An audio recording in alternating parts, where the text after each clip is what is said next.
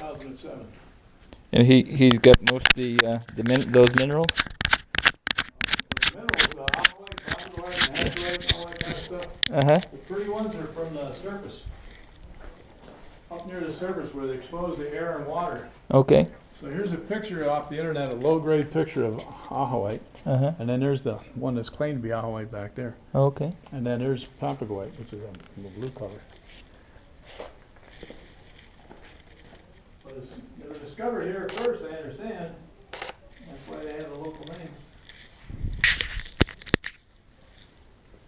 And somebody told me they have found aholite in other mines in the world, but not frequently.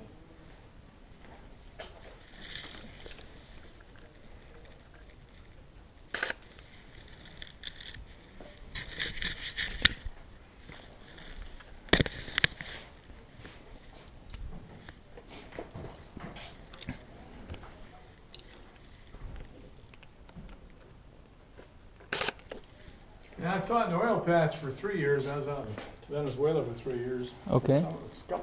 Most of our kids were oil patch kids. When I started teaching school in Alamogordo, New Mexico, okay, on the Air Force Base, yeah, I was there some for a of few your years. Air Force guys there.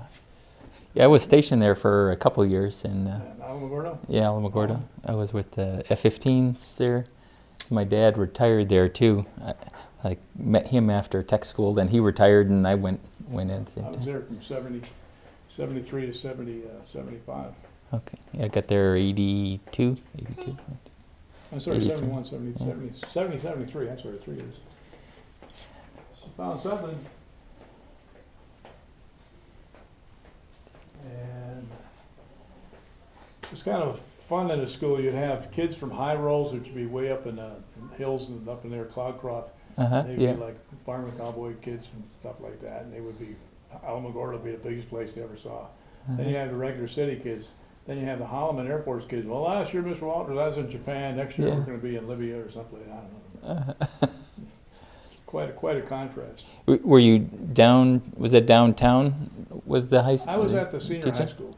The downtown was the junior high school. Okay. They had to split it. When I was there, the 11th and 12th grade was the new school, and the old high school they made it into the 9th and 10th grade. That's where the big gymnasium was and all that stuff. Okay, yeah, I'm not sure where the high school was there exactly. I went to the college there. Not too far away from the bar. I remember that. Okay. Because you remember in Alamogordo they had like one bar in the main plaza, the main street, and the highway. But after that, the bars were outside the city limits. Yeah. A little bit of Texas Baptist around there. Yeah. Or Texas. I'm a Catholic, but they had a fair number of Masonic Lodge, Rotary Masonic kids, and Rainbow Girls. And okay. Like that. And as I recall, they had not a Wildcat, but like a Jaguar or something like that. A Panther. Yeah. A good sized school for the town. The town was about 30,000 people. I first got there, they said, the lion's going to keep you awake at night? I said, lion? I said, yeah, listen for it. Sure enough, you like I heard the lions, because they have a zoo in Oh, yeah, okay, I went to that zoo, I remember. Which right near all the space stuff, or the rocket stuff. Did they have that space museum when you were there? Yes. Yeah. Well, they had the Nike missiles and whatever things are, yeah. They had like a planetarium, I think. I don't know if they had put that in the university. I don't remember a planetarium. It was New Mexico State University put a place in, and they had a planetarium. It was pretty big. A school for the blind, I think it was. Yeah. Deaf and blind. Blind. Yeah. Otero County. Was it a Helen Keller school or something? I'm not sure. I don't know. It's quite possible. My mom says she watched some movie on Helen Keller, then she decided to go pretend she was and walked home from school and walked into a building, broke her nose. Jeez. That would do it. Oh, yeah. Helen Keller, you can't hear it. Plug up your ears. Plug up your ears and your eyes. So you can't see and you can't hear. That's quite a go. How long have you been in Aho. I came to Aho in 1979. We moved back. My wife came here in '56. Okay. And her dad was a school teacher and a principal here. I met her in college, and we got married. We teach. I said we're down in South America, we're in Iran, and I was teaching in Mexico and stuff like that. Teaching here, there, and everywhere. And then 1979, they had the revolution, so she came back with the 2 kids, and I came back a week later. They said, "There's a math job at Aho." I said, "Oh, okay. I'll teach math." I'm primarily, I got a master's in history and a minor in political science, but I had enough math hours to teach mathematics. Okay. So I don't teach the high stuff. I taught the lower introductory math classes. All right. And I took that high stuff, but I didn't want to. Didn't want to teach it. You didn't want to ruin those kids, huh? Yeah. Or make you struggle for a while. At a high level, you should go beyond. You should go beyond the level you're teaching, so you know where it's leading the kids. I'm going like I'm floundering in my calculus. Calculus is a killer of a class. Yeah. Every time I picked up the book, I'd fall asleep. I was like, if I needed a nap, calculus. Differentials.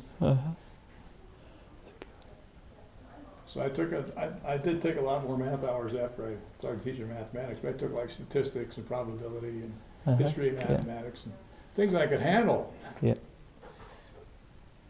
Math method. What is this little gizmo here? It's this little video camera, and it also, I don't have it set, but it can take a picture every 5 seconds, and then it take a video in between. Facebook folks. Yeah. They do like video logging and stuff. You got to post it all someplace. Yeah.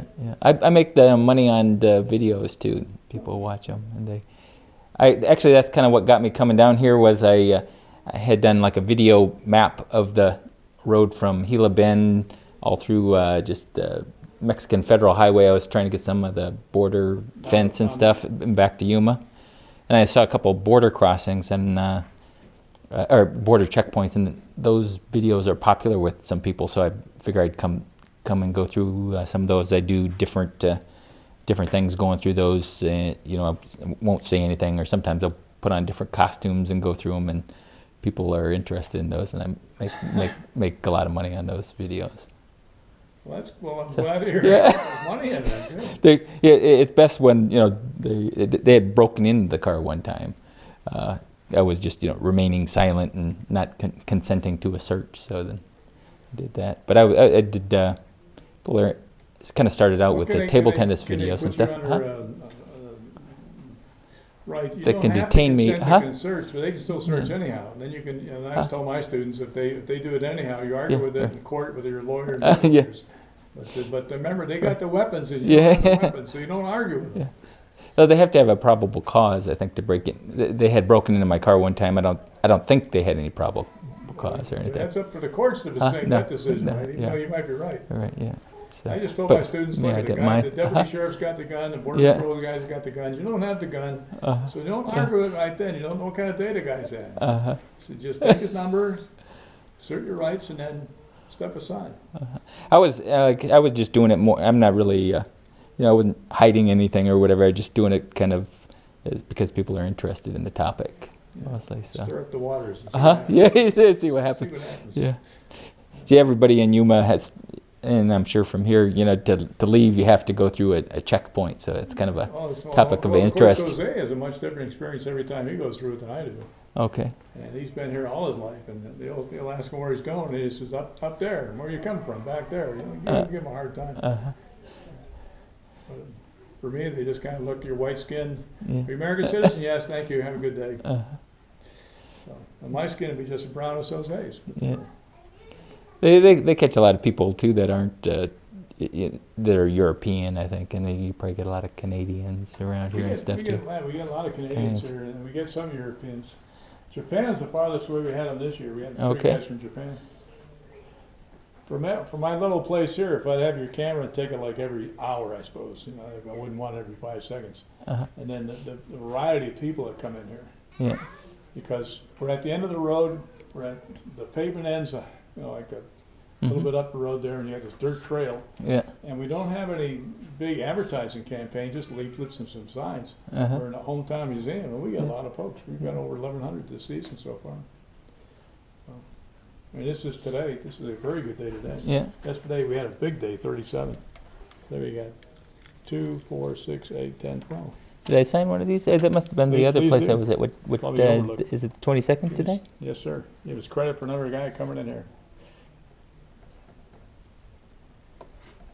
One of the nice things that some of the folks do, and we all volunteers here, the guy brings these down from Montana.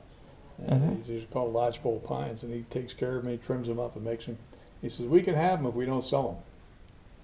Okay. If anybody wants one, they can have one. If they want to give you $100 for one, that's fine too.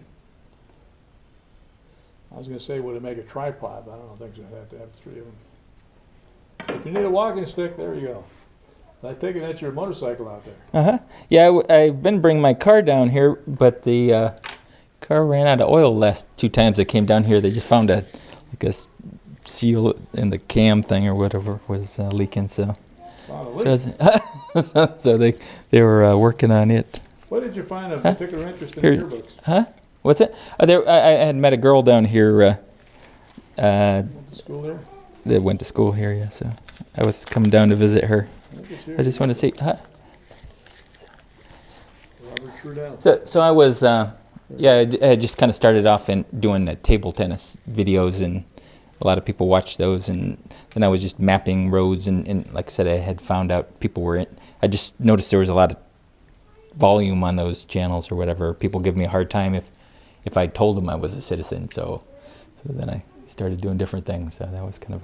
Wow, you never know where you can find a living. Yeah. Yeah, we get, there's a lot of Border Patrol traffic, a lot of agents up here. We got about 500 of them in the Ajo sector, which is 40 miles wide by 80 miles deep. I drove in through cells there too. I was trying to go to I'd read about restaurant there they said was good, the Rain Cafe or something, and they served some of the Indian cuisine there. Fried bread? No, it's their the beans that they used to eat, I guess, from the mesquite beans. They're not. I don't think they're mesquite beans. They're is it tepary beans? Okay. And heard of them.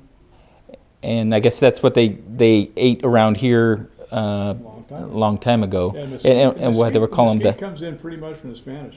When they're bringing the cattle in here, yeah, and then there's all this native grass, and the cattle eat the native grass and destroy it. It takes a long time to grow, and then they're gonna eat one mesquite bean somewhere and drop it with a cow plop, and then all of a sudden you get a little tree growing there, and then you get another tree over there, another tree over there. Okay. Then you get mesquites all over the place.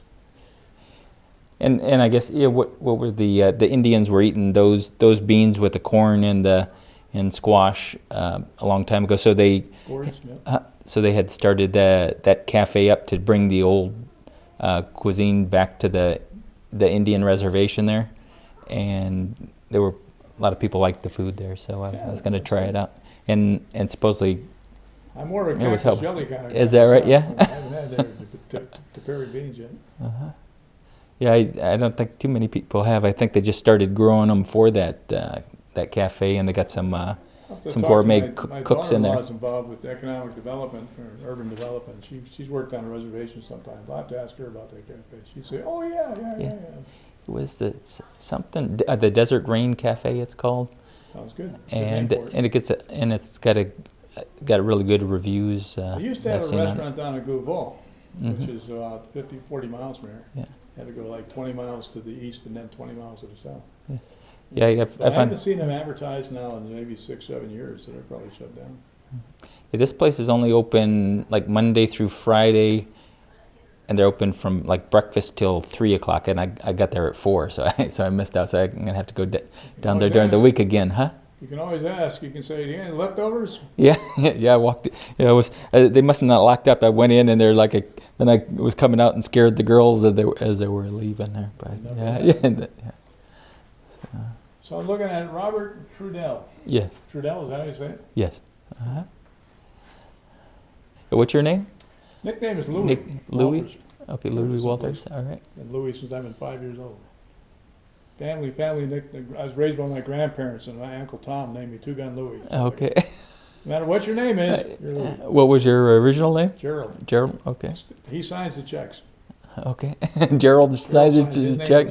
So they can't track you down if they bounce, right? That's, oh no, I'm Louis. That's my Yeah. legal name. Okay, yeah. Yeah, a lot of people only know me as Louis, don't know me as Gerald. When I found out a long time ago, when teacher workshop I was in, we get to know each other. We had enough of us. We found out that about 1 out of every 3 people got like a family name or some kind of name that certain people are known by. Yeah. And it won't have anything to do with their other name. Yeah. It's not like Jerry. People call me Jerry, of course. But Louis got nothing to do with Gerald, and like my father-in-law is called Mac. It's got nothing to do with his name. It's just his family. It's just a friend name. So. Anyhow, more to it. I'm going to go shut the doors down the other side. Okay, thank you. Okay. Those are olive trees with no seeds. The mystery photo is that rock. Huh? Yeah. When the Masonics look at it, I'm not a Mason, I'm a Knight of Columbus. When the Masons look at it, everybody says, yes, that's a Mason symbol, the compass in a square. But the dot with the circle with the cross. One guy will say it might have something to do with the Knights Templar, another guy says they don't know. And the third guy says maybe it means the Mason guy died there. And then the date, 1875, because it's on a 90-degree angle to it, it may be somebody else's graffiti. You think this was an Indian thing or no? That's Masonic. That's Masonic, yeah. That's definitely the compass in the square.